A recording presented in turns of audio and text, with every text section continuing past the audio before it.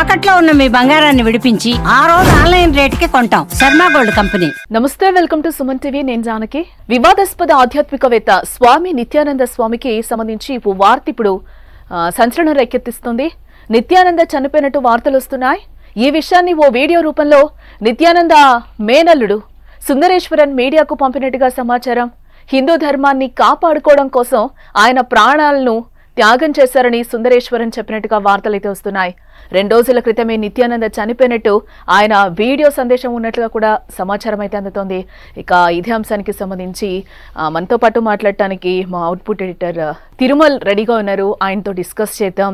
Yes Tirumal, ఏదైతే మనం నిత్యానంద గురించి చెప్పుకుంటున్నామో, గతంలో ఆయన గురించి ఎలాంటి వార్తలు వచ్చాయో, ఎలాంటి సంచలనాలు రేకెత్తించాయో, ఎలాంటి కేసులు నమోదయ్యాయో కూడా మనం చూసాము. చూసిన తర్వాత ఒకనొక దశలో ఆయన ఇక్కడి నుంచి వెళ్ళిపోయి వేరే ఐలాండ్ తీసుకోవడము, ఒక దీవిని కొనుక్కోవడం, అక్కడే ఉండడం, వాటికి సంబంధించి పర్మిషన్స్ కావాలని ఐక్యరాజ్య సమితిని కోరడం, ఇవన్నీ కూడా చూసాం. ఇవన్నీ ఒక ఎత్తు అయితే, ఇప్పుడు ఆయన చనిపోయారు అని ఒక వార్త అయితే హల్చల్ చేస్తోంది. ఏంటి, నిజంగానే నిత్యానంద చనిపోయారా? చనిపోతే ఎలా చనిపోయారు? ఏంటి అసలు? జానకి, యాక్చువల్ గా నిత్యానంద ఎవరైతే ఉన్నారో ఆయన వివాదాస్పద స్వామి. ఆయన 2019లో భారతదేశం నుంచి పారిపోయారు. ఆ తర్వాత ఆయన పైన ఇండియాలో రేప్ అండ్ లైంగిక వేధింపుల కేసులు ఉన్నాయి. ఈ కేసులకి కోర్టులో కూడా హాజరు కావాల్సింది. ఈలోపే ఆయన ఈక్వెడార్ సమీపంలోని ఒక దీవికి పారిపోయారు. ఆ దీవిలో ఓ దీవిని కొనుక్కున్నారు. ఆ దీవికి కైలాస అని పేరు పెట్టారు. ఆ కైలాసంలోనే ఆయన నివాసం ఉంటున్నారు. అయితే అక్కడి నుంచి ఎప్పుడైతే నిత్యానంద ఈ దేశాన్ని వదిలేసి పారిపోయాడో అప్పటి నుంచి నిత్యానందకు సంబంధించిన ఏ సమాచారము, వార్తలు కానీ పెద్దగా కనిపించట్లేదు మీడియాలో. ఫస్ట్ టైం అంటే ఇప్పుడు ఈ మధ్య కాలంలో నిత్యానంద వార్త ఇదే తొలి వార్త అని చెప్పాలి. ఆయన మరణ వార్తగా ఇప్పుడు ఇది ప్రచారంలో ఉంది. 2022లో కూడా నిత్యానంద చనిపోయినట్టుగా వార్తలు వచ్చాయి. 2022లో నిత్యానంద తనకు తాను ఆత్మార్పణ చేసుకుంటున్నాడని ఒక వార్త వచ్చింది.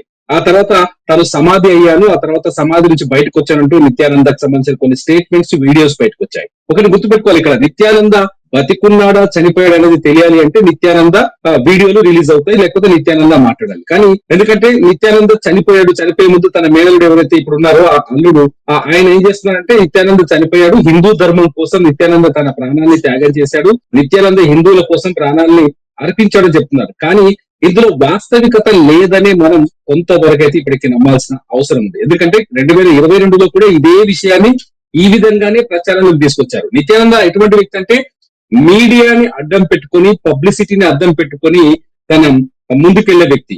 మీ నిత్యానంద గత చరిత్ర ఏది చూసినా సరే తను పబ్లిసిటీ కోసం ఎక్కువగా పాకులాడేవాడు, పబ్లిసిటీ కోసం రకరకాల విన్యాసాలు చేసేవాడు. హిందూ ధర్మాన్ని కూడా పూర్తిగా దెబ్బతీసే విధంగా నిత్యానంద ప్రవర్తనలు ఉన్నాయి. నిత్యానంద వెలుగులోకి వచ్చింది కూడా తన వ్యక్తిగత, ఎవరైతే ఒక సినిమా నటి ఉందో ఆ సినిమా నటితో వ్యక్తిగతంగా ఉన్న ఒక ప్రైవేట్ వీడియో వెలుగులోకి రావడంతో నిత్యానంద గురించి ఈ లోకానికి తెలిసింది. సో ఆ తర్వాత నిత్యానంద చేసిన ప్రతి స్టెప్, నిత్యానంద తీసుకున్న ప్రతి నిర్ణయం, నిత్యానంద పొందిన ప్రతి సర్టిఫికెట్ కూడా ప్రచారంలో ఉంది, వార్తల్లో ఉంది.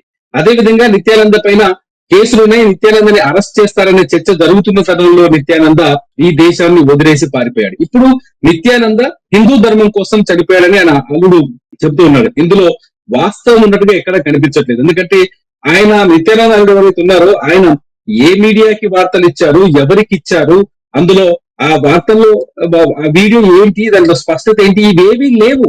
ఇవేవి ఇంతవరకు కనిపించట్లేదు. ఇవన్నీ సుందరేశ్వరం చెప్పే ఈ మాటలన్నీ అబద్ధాలుగానే కనిపిస్తున్నాయి. ఇంతవరకు అధికారికంగా ఎటువంటి స్పష్టత లేదనే చెప్పాలి. నిత్యానంద ఇటువంటి చాలా సార్లు ఎటువంటి డ్రామా ప్లే చేశాడు. 2022లో కూడా ఇదే డ్రామా ప్లే చేశాడు.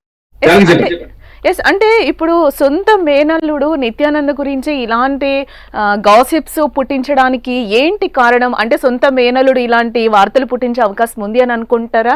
లేకపోతే ఇందాక మీరు చెప్పారు అంటే నిత్యానంద ఫస్ట్ నుంచి చేసినవన్నీ కూడా మీడియాని అడ్డం పెట్టుకుని, లేకపోతే మీడియా అటెన్షన్, అందరూ కూడా ఒక అటెన్షన్ కోసం ఆయన చాలా వరకు చేసిన సిచ్యువేషన్ కనిపిస్తుంది. సో మళ్ళీ నిత్యానందని జనాలందరూ మర్చిపోయారు అన్న ఉద్దేశంతో మళ్ళీ అట్లాంటి అటెన్షన్ కోసమే ఇదంతా క్రియేట్ చేశారని అనుకోవచ్చా, లేకపోతే ఏంటి మీ అనాలిసిస్?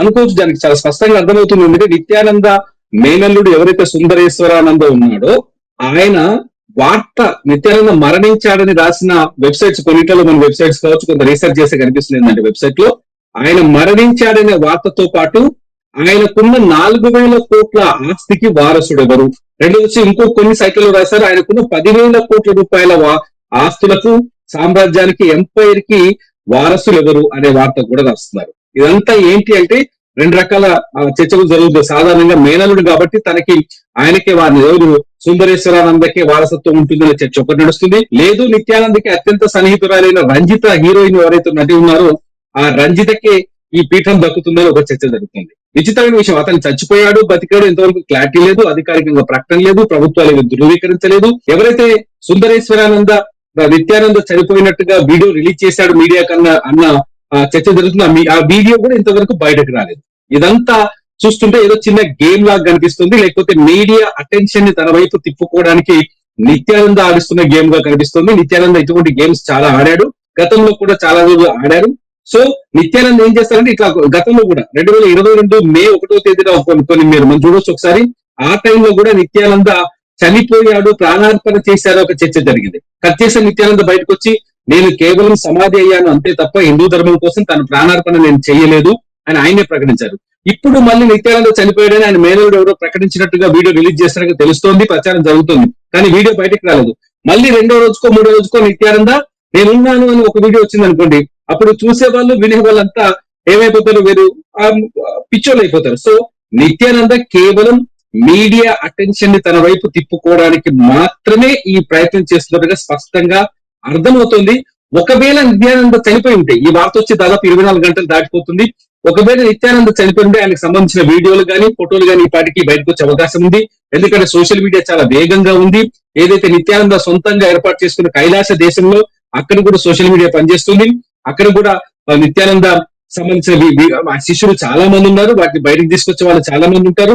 ఇవేవి కనిపించట్లేదు. కేవలం కొన్ని వెబ్సైట్లలో కొన్ని వార్తా సంస్థల్లో డౌట్ఫుల్ గానే క్వశ్చన్ మార్కులు పెట్టి ఆశ్చర్యాధికారులు పెట్టి నిత్యానంద మరణించాడా, నిత్యానంద కన్నుమూత అని పెడుతున్నారు తప్ప ఇంతవరకు అధికారికమైన ప్రకటన లేదు, ఆ మేనలుడి స్టేటస్ లేదు, ఆ మేనలుడి వాయిస్ లేదు. ఎవరు ఈ అంశాన్ని ధృవీకరించిన సందర్భాలు లేవు.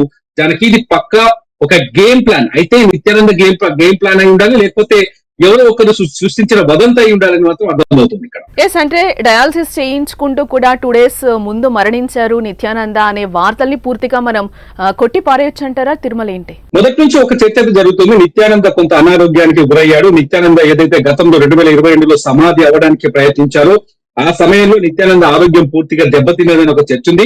అప్పటి నుంచి నిత్యానంద వైద్యుల సహకారంతో కొంత వైద్య చికిత్స పొందుతున్నాడు.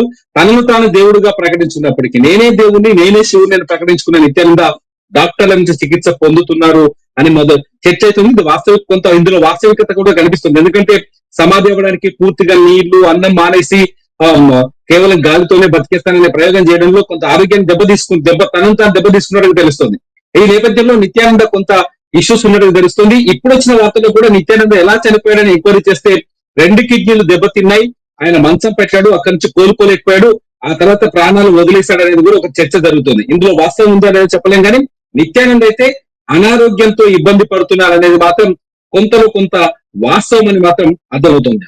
ఎస్, మొత్తానికి ఫైనల్ గా నిత్యానంద చనిపోయారా లేదా అనేది ఒక పెద్ద క్వశ్చన్ మార్క్ గానే మనం చూడాలి. ఎందుకనంటే గతంలో కూడా ఇలాంటి వదంతులు వచ్చినప్పుడు లేదు నేను చనిపోలేదు బతికే ఉన్నానని కూడా ఆయన చాలా సందర్భాల్లో చెప్పిన సిచ్యువేషన్ మనం చూసాం కూడా. ఎస్, దీనికి సంబంధించి అయితే ఎక్కడ కూడా ఒక వీడియో కానీ ఒక ఫోటో కానీ నిత్యానంద చనిపోయారు అని ఫోటోస్ ఇప్పటి వరకు బయటకి రాని సిచ్యువేషన్ అయితే మనకు కనిపిస్తుంది. ఎస్, గతంలో ఎలాగైతే చనిపోయారు ఒక అటెన్షన్ ని క్రియేట్ చేశారో ఇప్పుడు మళ్ళీ కూడా మీడియా అటెన్షన్ ని క్రియేట్ చేశారా? April 1 సందర్భంగా ఆయన ఏప్రిల్ ఫూల్స్ ని చేశారా, లేకపోతే ఆయన మళ్ళీ బతికొస్తారా అనే అంశం కూడా మనం చూడాలి.